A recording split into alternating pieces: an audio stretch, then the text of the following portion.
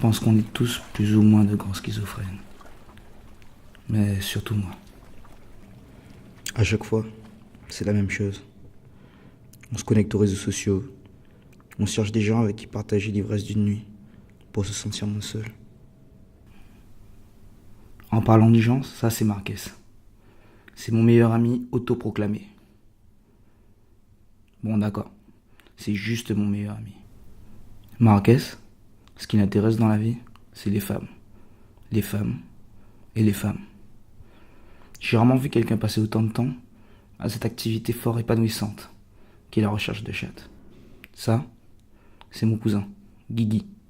Son truc à lui, c'est le taf. C'est de là qu'il tire sa confiance en lui. Mais bon, là ça se voit pas trop parce qu'il sort d'une déception amoureuse.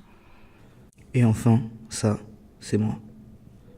Je crois pas que j'ai un truc en particulier. Je me contente d'être là. Enfin, si, peut-être. J'ai une propension assez ahurissante à être spectateur de ma propre vie. Comme dans un rêve scénarisé, où mon seul choix serait de me réveiller, ou pas. Là, on est en mode comme on dit. Guigui a mis ses chaussures italiennes, moi mes vieilles baskets, et Marquez ses sandalettes. Non, je rigole. En fin de compte, on est tous très différents, mais on recherche la même chose. Encore une fois, je rigole. Ce qu'on cherche, c'est l'amour, la complétude, la complicité. Mais en attendant, on fait les poubelles des sentiments, en espérant que de jeunes filles post-pubères et saoules voient en nous la représentation de ce que l'Occident a de mieux à offrir. Des choses. Des choses chères, si possible.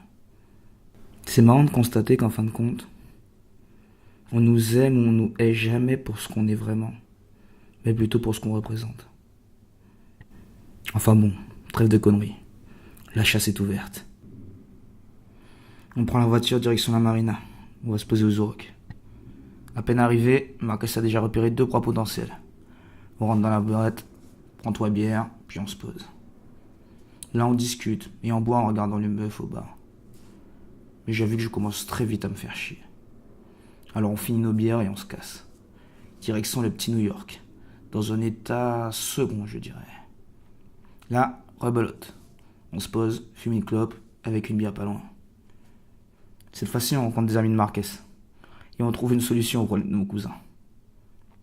Là, on commence à prendre des photos. Comme pour prouver qu'on s'amuse. On commande une pizza pour faire passer la quantité d'alcool qu'on a ingurgité. Après quoi, on se met à danser. J'aime bien voir les filles danser. Surtout lorsqu'elles dansent ensemble. On a envie de se mettre entre elles, comme pour être entouré d'amour.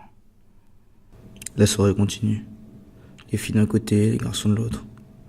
Jusqu'au moment où on peut utiliser l'alcool comme prétexte pour faire des choses que l'on n'aurait pas fait en temps normal. J'attrape la main de la jeune fille en rose, me cale derrière elle, si je puis dire. On danse. La sueur ruisselle le long de son dos. Je vois des étoiles. Après un moment, on prend les numéros de téléphone et on décide de partir. Les filles sont plus là. Il n'y a plus réellement d'intérêt à rester. Alors on va dans une autre boîte. Là, le son, la chaleur, la lumière font perdre toute orientation. La promiscuité des corps et l'anarchie des mouvements donnent l'impression de faire partie d'une immense masse organique qui ne serait guidée que par le rythme de la musique. Une fois les corps et les esprits épuisés, on se dirige vers la voiture. Toujours aussi seul que lorsqu'on est arrivé, mais trop fatigué pour y penser. Alors on rentre chez soi, comme des schizophrènes, qui recommenceront exactement la même soirée, le jour suivant.